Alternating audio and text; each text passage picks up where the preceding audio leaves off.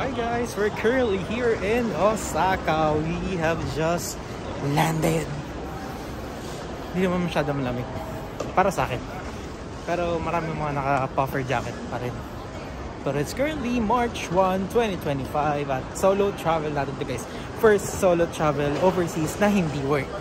Kasi share ko lang guys na 3 weeks tayo sa Bangkok for work. Ngayon, this is a holiday. Kasamahan niyo ko guys. Guys, nasa labas ako. Pumunta ako ng second floor para tumawid dito sa bridge. Tapos punta tayo doon sa may railways nila. This is by the way Kansai International Airport. And yeah, the weather is really nice. 10 degrees. Tapos na to. Puntahan natin kasi bumili ako sa Klook pero parang ano lang yata yun, reserve seating pero wala pang ticket. So, kailangan ko pa bumili ng ticket here. Yung Nankai kasi pupunta tayo ng Namba Station. Ito, Nankai tickets. Check natin. This is Nankai already pero the ticket, ayun, sa kabila. Yung ticket counter 34 minutes na napupunta ka na sa Namba. Ang bilis diba? Tsaka mura lang yan na 1,400 something yan. Bili lang ako guys. Ayun guys yung price. 1,350 from Kansai Airport sa dulong station Namba. Ito guys, hahabulin natin yung 8:05 ng pagdating ng tren. It's currently 8 PM. Nandito naman tayo sa escalator. Mali ako ng pinabaan. Bumili ako ng ticket for the Nankai. So punta tayo sa car number 5. Which I don't know where.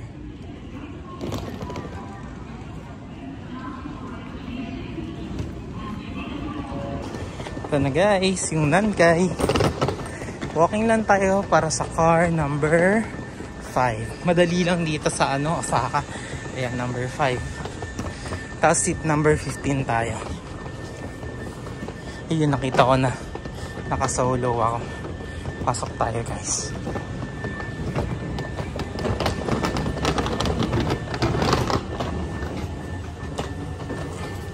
So we just have to put our bags there. Then we'll take a seat.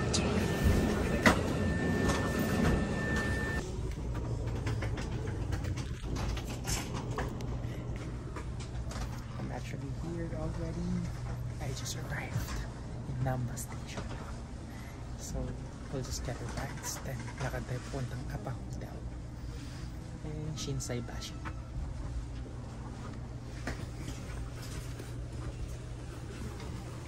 Ayun, magalinis Ayun guys, ito yung pinaka-deluxe, super deluxe train nila. Then we'll get our bags here. Guys, naglalakad na ako. Hindi ko alam kung kita nyo ako pero ayun, nakaharang pala yung kamay ko. Wait lang guys. Okay, so maglakad na tayo papunta sa Appa Hotel, Namba Shinsai Bashi. May Pilates studio pa. Ay, hula. Tapos dire-diretso lang naman, lapit lang naman sa Namba Station, tapos kakabit niya mall. So ang daming pwedeng kainan dito. Actually yung area na yun papunta doon pa Dotonbori na yun. Tapos if we are going to nakalimutan ko kung saan, Nara, sa Namba din tayo sasakay, which is bukas. Samahan nyo guys. Tignan mo, may tindahan doon, no? Ang daming tinda, parang Don Quixote, pero ewan ko, tignan natin next time. Kasi syempre kakain tayong Matsuya, mga yan. Tapos ayun, tignan mo, may street doon, no? Na parang kainan.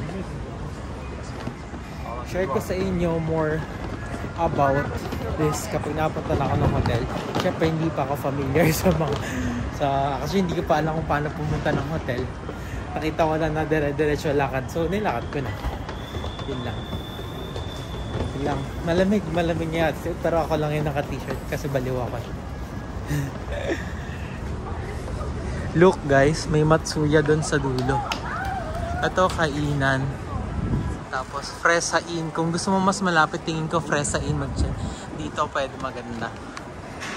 Or Hotel Il Core. Ayun no. Pero ito yung Fresa Inn. So ayan yung Matsuya. Tapos yan. Lakad na ako guys. Ayun guys, nakarating na tayo sa Apa Hotel Namba Shinsaibashi. Yan. Check in na tayo tapos kain tayo. So guys, pasok tayo. Yun yung breakfast. Yan. O, diba?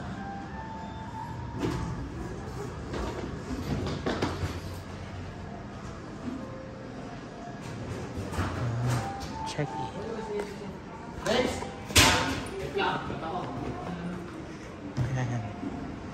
So, charger.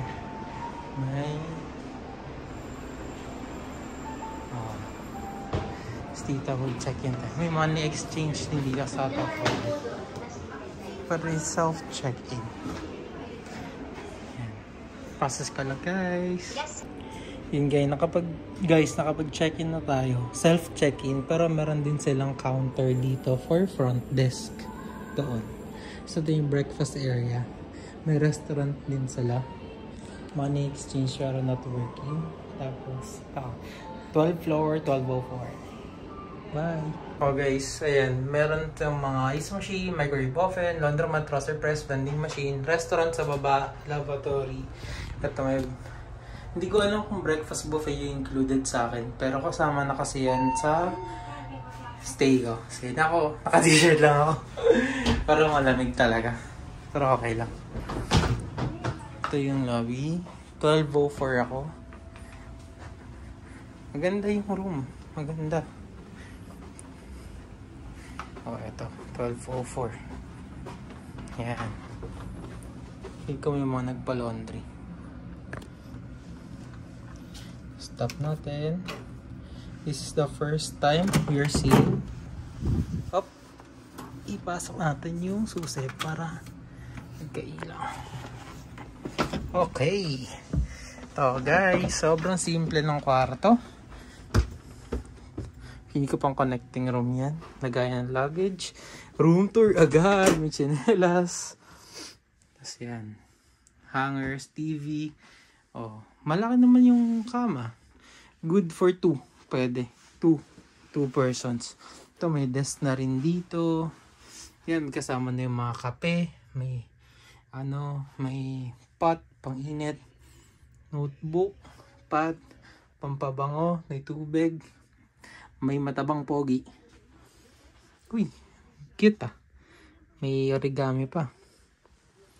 So yan, time, desk, night. Tapos may socket taksaka na dito. May ref sila. Pwede gamitin.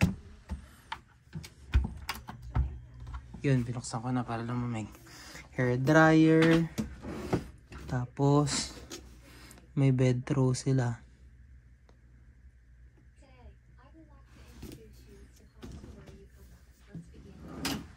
Uy. Meron silang mga info dito. Kaya may yukata nga kasama dito. Yan. Breakfast set yata yung akin eh. Tapos yun, may password wifi.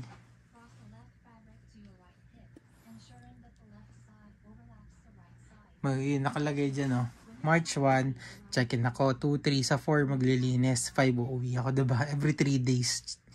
10 AM yung check-out. Pwede ka mag-extend ng stay. Check ko mag-late check-out kung magkano. May massage din sila oh. Diba? Yun lang. Bye guys, kain ako. Guys, di ko pala napakita yung toilet. Siyempre automatic. Meron siyang alam ko, meron nga ba to? Oh, meron nga siyang bidet. Ito yung control pala. Yan. May step lang siya. Tapos, medyo hollow to Weird. Kasi may maliit na bathtub, yung liguan ng Japanese typical. Tapos kasama yung body soap, conditioner, shampoo, shower of course. Yan. May scalp care pa sila. Yan. Okay. Yun lang, maliit lang siya. Pwede for 2 persons Kain talaga ako. Gutom na ako. Hi guys! Nandito tayo ngayon sa Gyukatsu Motomura. Restroom. At yung entrance. Guys, nandito tayo again sa Osaka. And Gyukatsu Motomura. So, nagkataon na medyo konti lang yung pila. Parang pang-5 yata ako. Tapos try natin. First meal here in Osaka. Ayan na yung store nila. Guys, nakaupo na tayo. Tiniinit na yung stone. Yung lulutuan. Tapos, there's salt. Yung other, ganito pag dalawa kayo. This is for the cup. This is the dressing for the, I think, salad. So, ang ganda ng chopsticks nila dito. Hindi yung naghihimol-mol. Quality talaga. Kasi, diba, sa Japanese culture, kapag naghihimol-mol yung chopsticks, may ibig sabihin low quality. Kasi ito yung set. So, may wasabi sauce, mountain wasabi sauce. Meron tayong omidoki, parang pickles yan. Tapos mugimeshi. Mixed rice with barley. May mentai ko din kasama. Tororo is grated yam. Side dish yan. Tapos merong Japanese sweets, warabi mochi. Kasi may wasabi, of course, cabbage. And miso soup. Yun. 3,060 yen ang isang set. Wait lang. Shift natin yung camera. Okay guys, yan. 3,060 yen, isang set, plus dalawang cutlet na siya. 260 grams. So, hindi ko alam kung maubos ko. 1/4 kilo na yun. Kasi hindi pa ako kumakain simula kanina. Galing akong flight, dumiretso ako dito. Tapos, yun. First meal natin in Osaka. Tapos, more to go. Bukas, magpupunta tayo ng Nara. Bumili ako ng ticket kanina lang. Sobrang biglaan. Wala sa plano ko. Wala sa itinerary. Siningit ko lang siya. Tapos, yun. Try natin. Balikan ko. Pakita ko yung dito yung pagkain. Ito na guys yung food. Tapos ito yung place. Ayan. Ito ang Gyukatsu. So guys, niluluto na natin. Masarap yung miso soup nila. Sobrang sarap. Ito ang niluluto natin. For 60 seconds to wait. So, siguro 30 seconds each side. Try natin. Guys, ito na yung napamili ko sa Don Quijote. Naka 21,000 ako. Pero yan naman yan. May tatry tayo dito. Check natin yung lock natin. Kung mananalo tayo.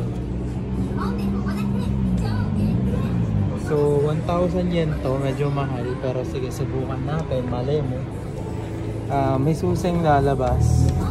Tapos, bubuksan mo. Check mo kung may mapapanalo na. Yun lang. Pasok ko na. 1,000 yen down the drain.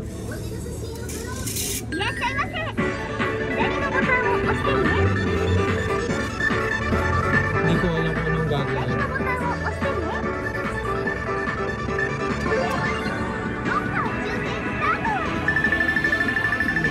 Account daw.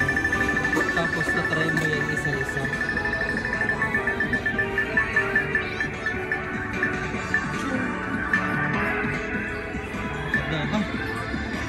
Okay na ba ito?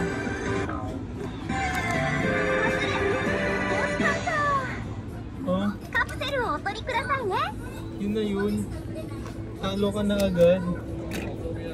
Ito. So, So ano yung...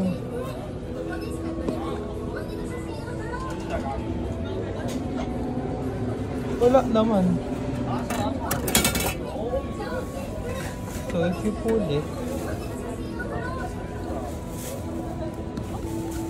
wala naman yung siyang laman.